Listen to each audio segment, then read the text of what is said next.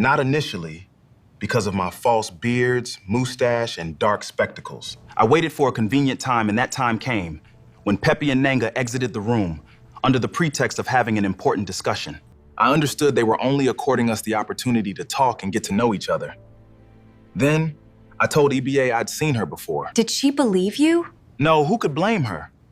But when I took my false beard and mustache and dark spectacles off, she almost froze with shock. I quickly put them back on again, in case her cousins came back to the room. I didn't know you were such an accomplished dramatist. We agreed that she pretend not to like me as Roland. You know the reason for that? I guess it's because you want to take EBA's cousins by surprise. Surprising her cousins, though not immediately, was one of the reasons. But the major reason was to see how they'd react to her dislike of me. You remember Pastorita's revelation to me to go back to Nigeria, saying that was where my destiny lay? I strongly suspect that Pepe's consultation with the pastor was the reason for that message. If EBA maintained that she didn't like me, Pepe, I believe, might be tempted to consult Rita again. And it's possible that Rita might give EBA a revelation confirming me as Roland as her ordained husband. Then it will be confirmed if Rita is a true woman of God or just an imposter. Dele, is it possible for me to see you in your break time? Is anything the matter? The sound of your voice is making me uncomfortable. Don't panic, Deal. Nothing is the matter. I only need to sort out a few things on behalf of my friend. What friend is that, Doris? You know him, Tice, Tantu.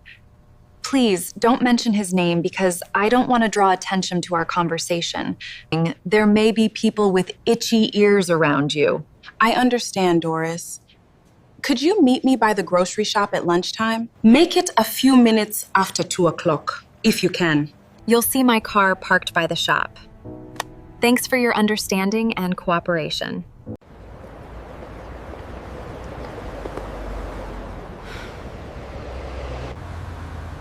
Hey, sorry I'm late. I'm sincerely sorry for being a bit late. I don't like encroaching on people's break times. You don't look quite okay, Doris. Is anything the matter with you? Not really. Just relax, Del. You called on behalf of your friend, Tantu, didn't you? What is it? Tantu told me a secret.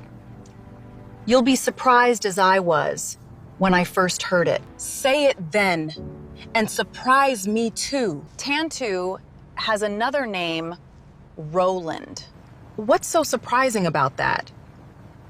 Many people, I guess, have more than one name. Be patient and hear me out. He is indeed a manager in a sandwich factory. Can you believe that? Meaning that Tantu is neither unemployed nor a student, as he made us believe. Now, what's the purpose of our meeting? Dele, I'm sorry for encroaching on your break time, but I can't believe you're the one asking the question. I just want to know what your discoveries about Tantu actually mean to you. Cheer up, Dele. I'm here to explain just that. Remember Rita's revelation to Tantu to go back to Nigeria after Pepe's consultation with her? I very well remember, but it's all in the past, isn't it? Yes, it's in the past, but the relevance here is that Roland is the same Tantu, unknown to EBA's cousins. Our aim is to find out if Pepe or Nanga might consult Rita again to induce her to give another revelation confirming Roland as EBA's ordained husband. If and when that happens, then it can be confirmed that Rita is a charlatan, a false prophetess. Doris, may I ask you a question? Why are you so interested in Tantu's matter? Can I assume that you love him so dearly as to plunge headlong into his business? I can't deny the fact that I love Tantu. That would be the cheapest lie I've ever told. But you're married, Doris, and you shouldn't be loving another man apart from your husband. You're mistaken, Dele. I don't love Tantu in a sinful way. Ours is a platonic love. Would your husband understand that? Have you mentioned Tantu to him? Yes, I have. My husband knows everything I do. I keep nothing from him. I have no hidden business with any man or woman. Would it surprise you to know that Tantu has paid us a visit already? Has he? Does your husband love him as well? Yes, Tantu is a lovable chap, isn't he? Don't you love him yourself? Remember, we were all together discussing Rita's revelation that Sunday, weren't we? But that's different from burdening me with his problems. I sincerely apologize if you feel burdened with my request. All I'm asking is a little help as Rita's receptionist to let us know if either Pepe or Nanga consults Rita a second time. How would knowing that help you? What could you do about it? As I said before, we need to establish whether Rita is a true woman of God or not. In that case, I would need Tantu's phone number, please. Why? What are you going to do with it? You requested my help, did not you? Why the question then? I'll give you my number instead. You can always call me if you have any information for me. Are you implying that I'm forbidden to speak to Tantu?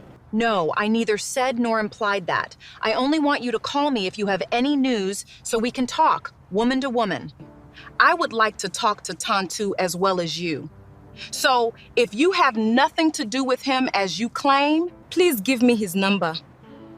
Please give me his number. I have nothing to do with Tantu in a sinful sense, and that's the truth. Please, watch your language and don't you ever forget that I'm a married woman. You cannot emphasize that enough, can you? You don't need to keep drumming it into my ears that I'm an unmarried woman. If you have nothing sinful to do with the young man, please give me his number. I could not give you somebody's number without asking them first. In that case, could you give him my number and ask him to call me from time to time, please? Yes, that would be a better idea, I think. Tell him to call me anytime and leave a message for me if necessary.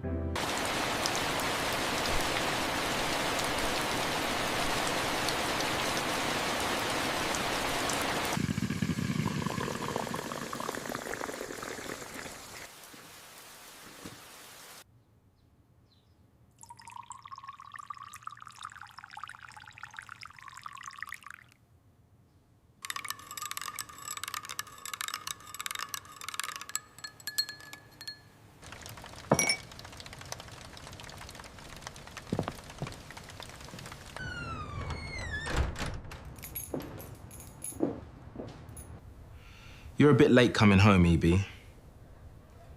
I was wondering what kept you. Whatever kept me is of little importance. I'm cold and hungry. I need hot fufu. I'm sorry there is no soup, courtesy of Pepe. That cannot be. I only cooked the soup barely 2 days ago. That's true, but have you forgotten Pepe has a ravenous appetite? Have you forgotten he's a mindless devourer? As you can see, I'm having biscuits instead of rice or fufu. By the way, how did you find Roland, my manager? Roland's a stranger I'm yet to know. He's not a complete stranger, though, is he? He's my manager, and you spoke with him for over half an hour. Does speaking with someone for over half an hour make him or her a trusted friend? EB, you should understand that your relationship with Roland has nothing to do with trust. Why not? You can't wait to marry me off to an unknown man, can you? Roland is not a completely unknown man. He's my manager, as you well know. His being your manger makes him an excellent potential husband for me, does not it? Why are you looking for an excellent husband in him? Don't ridicule our efforts. That'll be wicked. We've tried harder for you than many people would for their cousins in this country.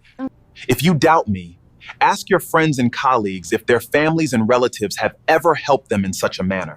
I know you're both doing your best, but I refuse to be married off like that. Why don't you take my feelings and preferences into account? What feelings and preferences are you talking about? You're a beggar in that regard, and you have neither choice nor feelings and preferences. If a beggar chooses to throw a coin back in the giver's face, that's his or her choice. Do you want to throw my kindness back in my face? We must finalize this issue this week so I know exactly where I stand. Now let me know. Are you ready to cast aside your preferences and feelings, knowing that this is a marriage of convenience rather than a real one? May I ask you a question, Nanga? If you believe so much in sham marriages, why are you still unmarried?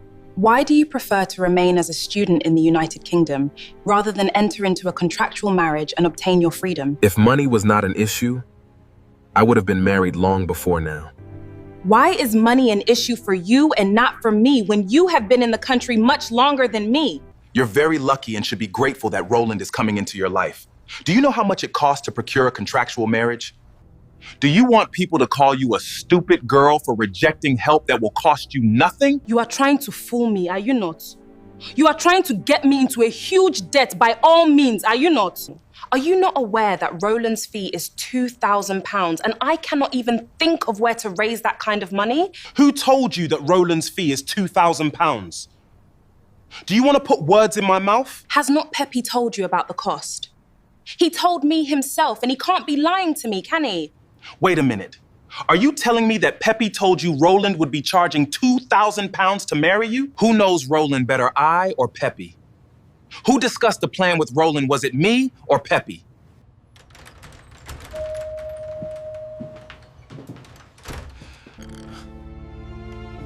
What did you say to Ibie about Roland?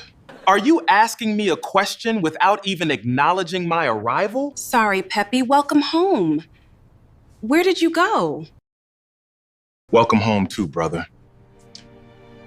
Ibie's question needs to be answered. What question do you want me to answer when I'm famished? How can you be famished when you devoured the pot of soup Ibie cooked only 2 days ago? You also went wild on it, Nanga. So don't blame it all on me. Ibie, please go to the kitchen and cook us rice and stew. I'm exhausted and I have just come back from work. Get a takeaway today and tomorrow I might consider cooking. My question still stands. Did you tell Ibie that Roland would be charging her £2,000 to marry her? Why were you blinking at Nanga?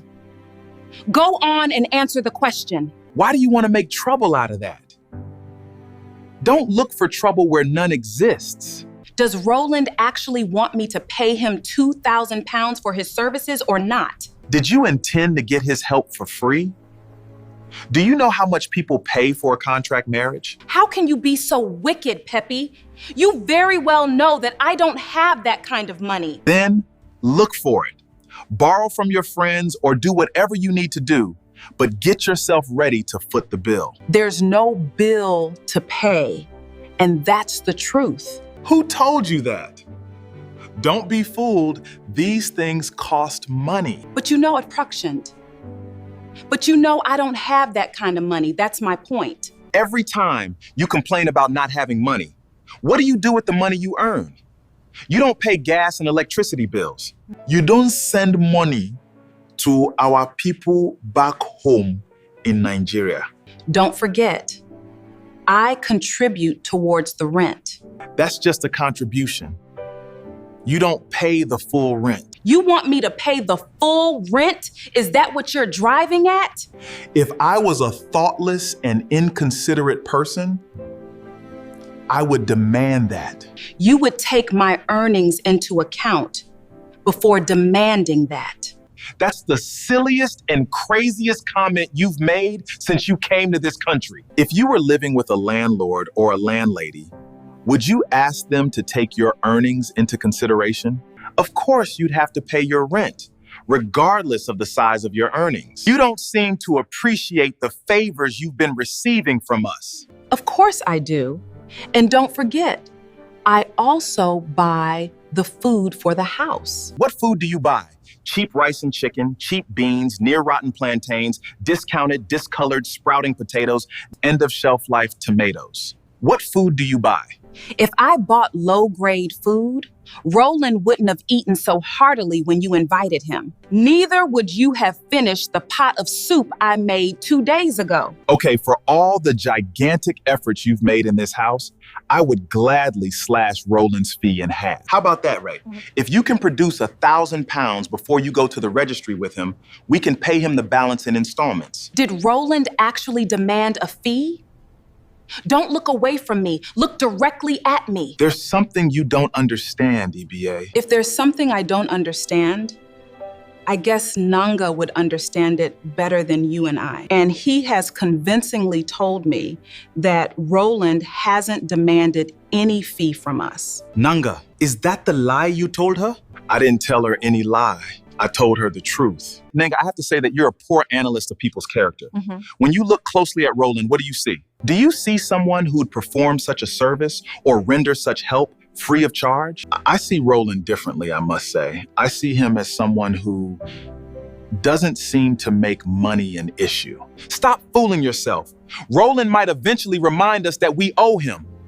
What's better? To do what we're supposed to do at the initial stage, or be taken by surprise in future. Okay, let's assume you're right, Peppy. But why are you not taking my feelings into account? And why have you not bothered to ask if I love Roland or not? I know you believe so much in love, but you can't afford to be insensitive in your present situation. You cannot afford to sabotage yourself. I'm not sabotaging myself. I'm only being realistic, but marriage is an honorable institution that was ordained by God. We shouldn't pervert it for any reason whatsoever. That's what I believe. Listen, Ibie, you may not love Roland, you may not have the slightest feeling for him, but think about this. When I married my wife back home in Nigeria in 1976, I didn't love her. When I divorced her 2 years later in 1978, I didn't love her either. Yours should be the same. Just marry Roland for the sake of convenience and survival. Divorce him when you've gained your British citizenship. What's love got to do with it?